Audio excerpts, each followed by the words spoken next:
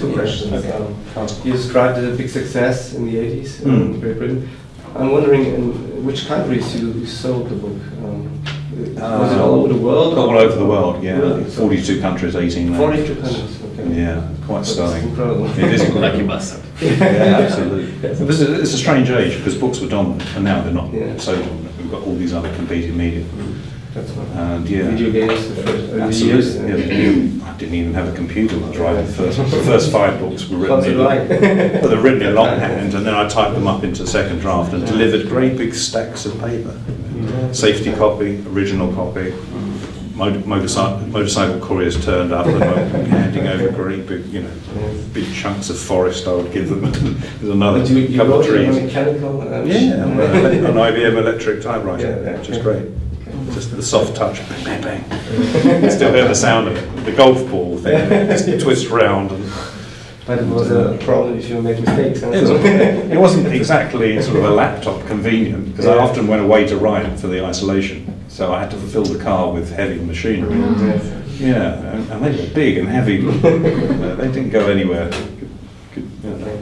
Well, and the second question is, what is a typical day for you? I don't know if it was asked before, perhaps, but gosh, what's a typical day if you go to work? I think you work at home. I work at home in the UK, in London. So I've got a sort of office, one of the rooms in the house set up as an office with all my reference material to hand, and it's like.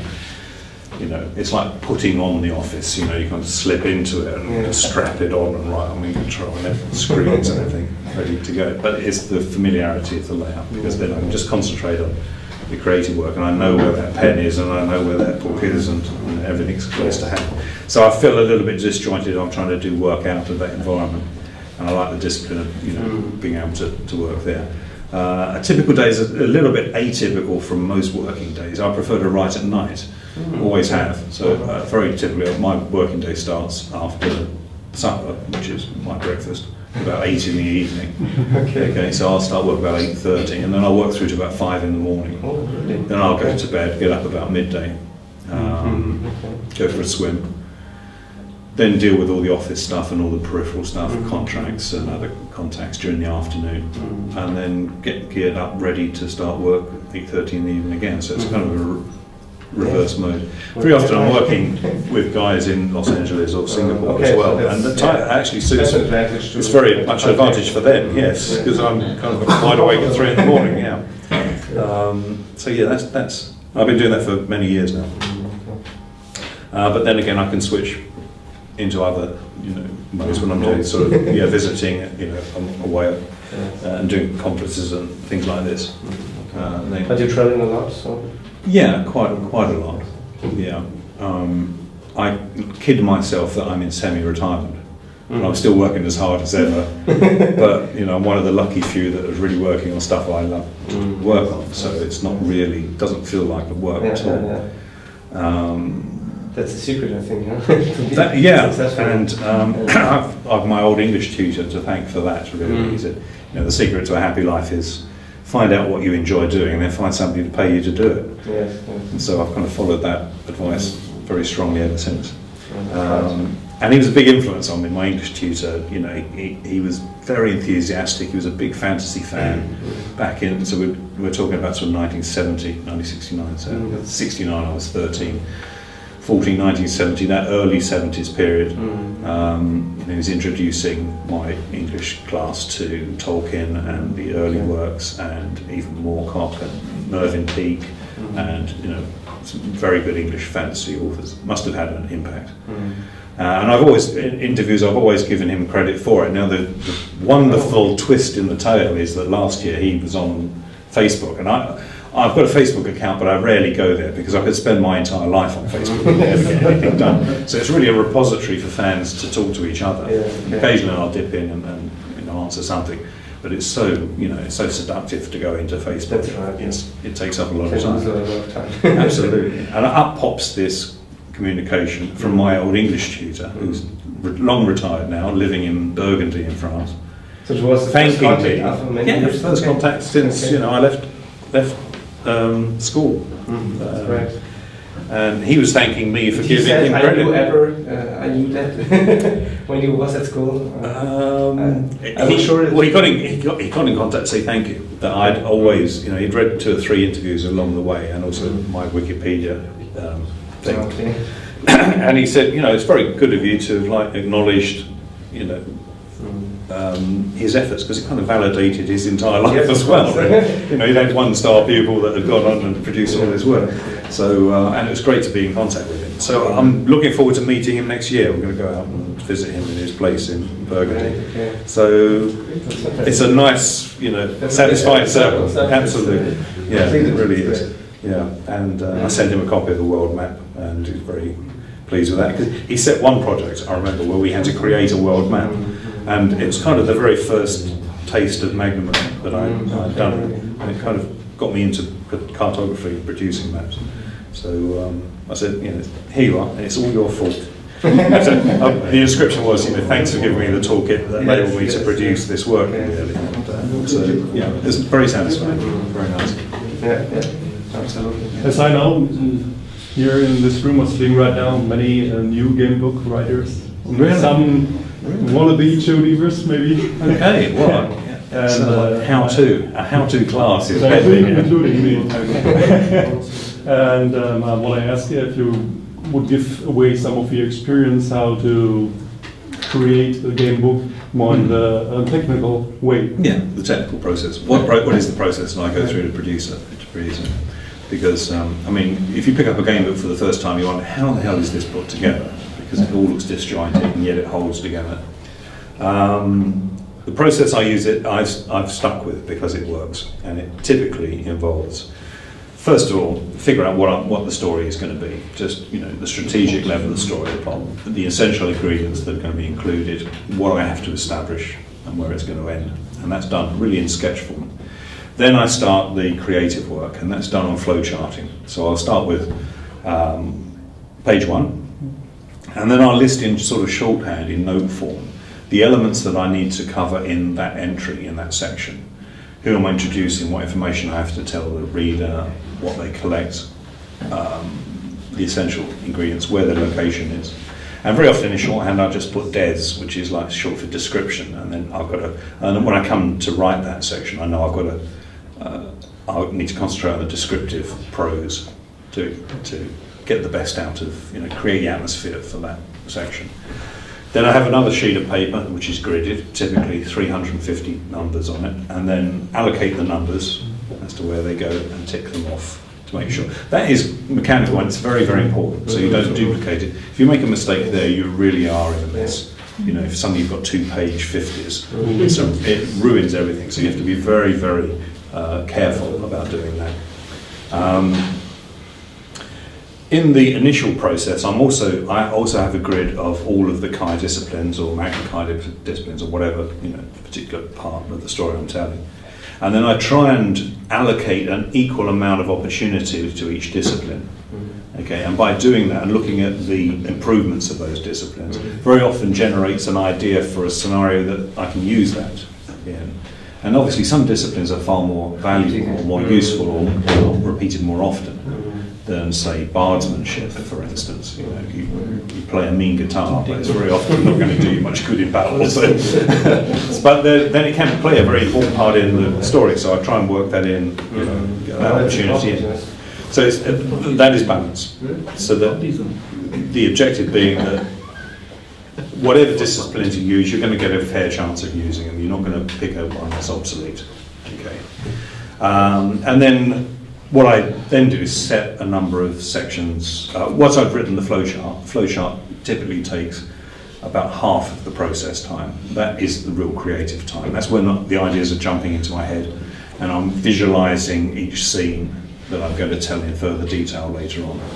I complete the flowchart absolutely right to the end of the story, and then I go back to the beginning and then concentrate on writing up each of those sections. Now the great thing is there's physically been about 3 weeks of what I call marination time, all right, for it to sink in and for ideas to form. And when I go back, it prompts me what to say in the prose. And what I've noticed, it gives me the ability to be very confident in what I'm writing. It's not all the room kind of looks like. There's none of that in the way I write. You know, this room looks like this. It's got this in it. It's you know, got an authoritarian stamp to it. It's definite, and people know where they are and what they're doing. And that comes from knowing exactly what you're going to write in there, because you've already done the initial groundwork. Also, by doing the flowcharting, if problems arise, you can deal with. It's much easier to deal with them in that form rather than rewrite a section or take out sections. That's you know, you really, when you start writing the finished version, you want to be absolutely sure that you won't have to make any changes to it. Sometimes there's a little bit of to and fro. Often I'll leave 2 or 3 sections open, you know. What do you do then? And then just in case, yeah, always just in case. Very often characters take on a life of their own in the writing of it. All right, and suddenly you want to actually give them a little bit more freedom that you hadn't anticipated when you do the initial flowcharting. So at that stage, I usually have 5 sections that I have allocated, and I'll use those just to embellish areas if I need to when I come to do the final writing. And then that process simply, then it becomes quite mechanical. I'll say, you know, I would typically allocate 14 or 15 sections a day, and do 14 or 15 sections a day, and maybe work on between 6 to 8 hours on that each day. Until you get it done, and that's kind of the math. Structure is the most important. Structure is because it gives, as a writer, it gives you real confidence as to what you're going to say. There's no doubt when you come to sit down to write it, and also it enables you just to ease off a little and enjoy it more. You haven't got the pressure of making it up as you go along. I hate doing that. I really like to have thought it out and done the preparation beforehand, and then I can concentrate, as I said earlier, on delivering effective prose, picking the right words and the right phrases to get as much impact as possible without having to be. I'm not a filler writer. I don't fill in with redundant text. I like to get to the point and make it a hard-hitting impact with just the right amount of words necessary. Funny enough, as a consequence, a lot of conventions I go to, very often fans will come up and they will recite to me their favourite section, which is quite bizarre. The first time it happened to me in America was somebody came up and started reciting word perfect the first chapter of the first novel, and it's kind of like, wow, what have I done? Another guy came in, he had his back tattooed, a big picture of Lone Wolf on his back, and he's thinking, my God, then the responsibility of what you're doing suddenly it takes on a whole new meaning. You've got to be very careful with.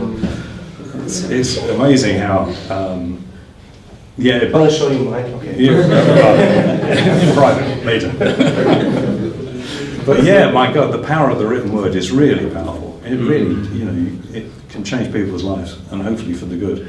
And that's a constant delight for me when I do the Luca show, because Luca is a huge show.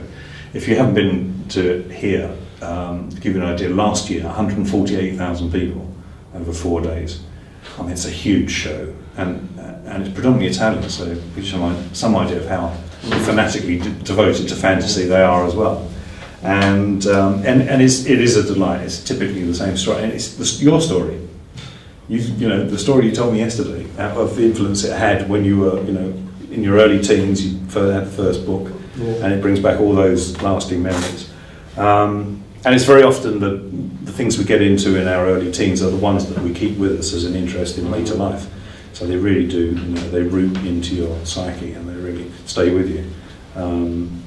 So it's a story I've heard many times and one I never tire of. It's just a delight to know that it's had this. It's not about selling books. It's about really influencing people's lives for the better and leaving a lasting legacy. When the money's gone and forgotten about, hopefully the books will still be selling many years after I'm gone and forgotten about. So that's a nice feeling. Yeah, that's kind of what makes writing worthwhile as well. Who's brave enough to step forward? I have 2 questions, one for you, one for you. I'm going to take a little bit. That's a break. You have still time? Who will first? Not that much time. When you started with the sketches, have you read the Lone Wolf books to inspire? Okay, next question, please. Okay, good question. Actually, I mean, I was, I cannot be, I was a huge Lone Wolf fan, but I mean, I've been delighted when I was a kid, the way the kid could be when I was younger. So I saw all these images and the drawings and inside the book and the book covers. So I was influenced somehow, and as Joe was telling before, then I completely forgot about Lone Wolf books, but something was raising subconsciously. And when I met Joe, oh, that's Joe Dieber, so I need a job. So the things were matching, and I remember I was remembering about the book covers I saw and the drawings. So I like to think that I was the right person in the right moment, because I met him personally. He was very kind, very available, and we started to talk about potential collaboration. And I mean, it was a Luca. Yeah. We were attending both Luca Comics and Games in Italy, and so that's the way the collaboration started. Of course, he did a huge work. I mean, making me, giving me documents and brief about Lone Wolf world and Lone Wolf's character and whatever. And I cannot say I read the books or played the books, but he sent me a huge description of the scene he had in mind to be depicted. So, for example, I must say my main job was about the book covers. So I didn't draw anything inside. So this was easiest for me because he just told me, okay, you have to do this, this, and this. I need to show the main character doing this thing or just fighting. Was that a jam? Okay. Yeah, it's kind of an upgraded yak. Oh, okay. Jack is a jacket. So that's the Italian version of yak. Yeah. Sorry. I've heard every pronunciation. Yeah, it's allowed. Yeah. So that's the way it went. I mean, he just followed me step by step, and that's why I said that he did a huge job, a huge work in this sense. And you know, there was a feedback between me and him. So I started with sketch, which I submitted to him and to the other colleagues, like the art director, which is a very important character in my job. And when one who pays a check.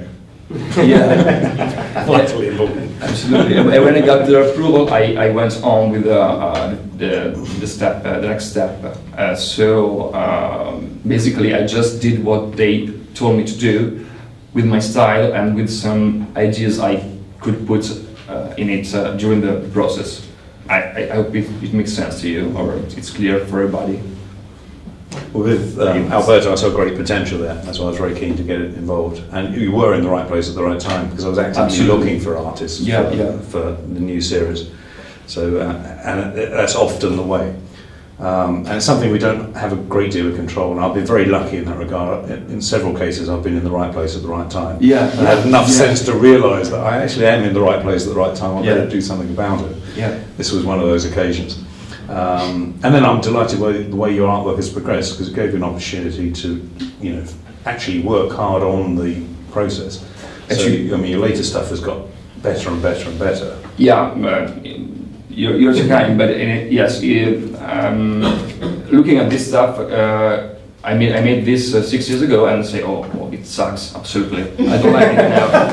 I mean, I can do better. It's not, I mean, to be big-headed, but just because it's true. You know, having been improving all these 6 years, I recognize, how do you say in English, a growing style or evolving style.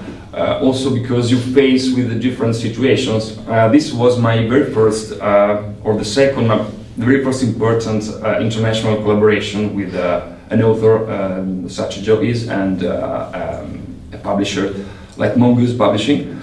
So it allowed me to put myself in a professional way, referring to a professional publisher, and learning English, of course, and learning more about copyrights and the way the English people work in this case. You're learning the business. And the business, yes. Yes, because, then we developed a kind of collateral business about t-shirts, Lone Wolf t-shirts, Lone Wolf posters. So I impressed upon Alberto the importance of hanging on to his rights at the early stages, not giving everything away. Yeah, and then, exactly. And then sort of reinforced the lesson by, we did a series of posters. And then you enjoyed the royalties from the posters, which would be far more than if you'd given it to the publisher. So it kind of was I thought, I've got to teach this guy a practical lesson on how to survive as an artist. I was so naive at the time. Yeah, quite incredibly. You would have signed away your entire life had I stepped in and sort of, pointed out this is not the way to do it. So, in a practical sense, it's a valuable lesson to learn. And in some regard, I had a similar lesson when I started writing. I had a very good editor, and the editor gave me some very useful tips on how to deal with the publisher, which is quite unusual, and she was working for the publisher. But then she later went on and formed her own agency, so I think she was kind of a subversive at heart, was about to leave, and I give thanks to her that she gave me very, very useful practical advice early on that made a big difference. Absolutely. In fact, then you can, learn from your experience, and then learn to, avoid to commit some mistakes, or just commit new mistakes. Anyway, so I hope I answered your question. Was that about our collaboration and the way I worked with him?